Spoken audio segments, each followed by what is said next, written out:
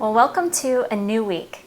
Last week we looked at 5 ways that you can rise above the loneliness and anxiety of social isolation. We pointed out some of the natural tendencies that we all likely face and ways to overcome them. Did you give any more thought to how you want this week to progress differently? Let us know in the comment section so that we can inspire and encourage one another along this journey of social isolation. This week we're going to cover 5 more tips on how to thrive in isolation. Recently, a friend sent me a text explaining that in 1665, Cambridge University temporarily closed against a precaution against the Great Plague. Even though he wasn't really a star at Cambridge, Isaac Newton's studies at his home over the next 2 years were incredibly productive. He used the time alone and developed his theories on calculus, optics, and the law of gravitation. Have you ever heard somebody say that they're afraid of boredom? Phasophobia is the irrational fear of sitting or idleness.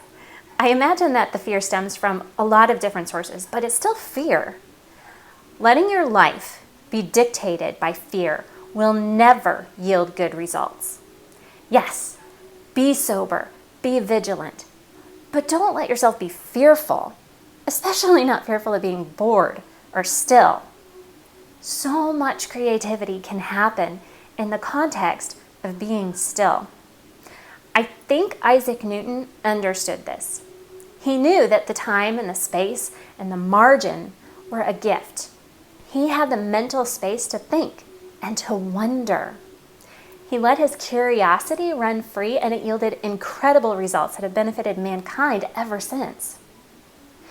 Do you remember when you were a kid and summer afternoons meant freedom? We could do what we wanted for as long as we wanted until Mom called us in for dinner. The backyard seemed to transform into faraway imaginary worlds for us to explore. Anything we could imagine became the reality of our imaginary games. Summer was our ticket to freedom. It freed our imaginations. Creativity ran free. But in time, schooling, jobs, social activities, marriage, kids, work, all pushed out our time for that kind of creativity. As I've previously mentioned, my husband and I spent several years preparing to go overseas and then learning a new language. It was a really busy time of life. When we arrived in West Africa, though, my days were all of a sudden slow and isolated. It took me a while to acclimate to the new pace, but when I did, my creativity began to emerge again. It was during those years, isolated in our home, that I learned how to do the kind of sewing that I now love. I also taught myself how to play the guitar and lead small groups in worship. I pulled out my canvases and my paints, and I returned to the world of fine art. I began writing. These endeavors had been in me since I was young. They were just waiting for a season when I would have the time and the mental space to acknowledge them. I had to push away some of my fears to be able to try something new. Now, I can't imagine my life without a sewing machine or the ability to pick up my guitar and play and sing and worship. So here's my tip for today. It is get creative. What has been hiding in your heart, perhaps since you were young, that you're ready to embrace?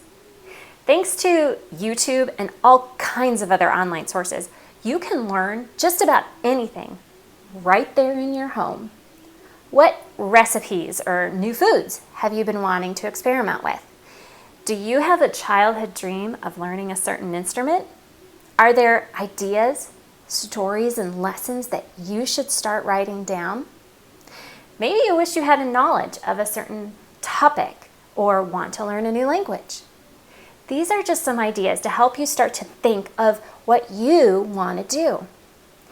Just like Isaac Newton, let's take this opportunity to think and to wonder. Start something new. Learn something. Expand yourself beyond the fear and see what lies inside of you. Embrace the gift of learning and creating. This is the freedom that social isolation can give us. Until tomorrow, I hope you see what God's placed in your life to bless your soul.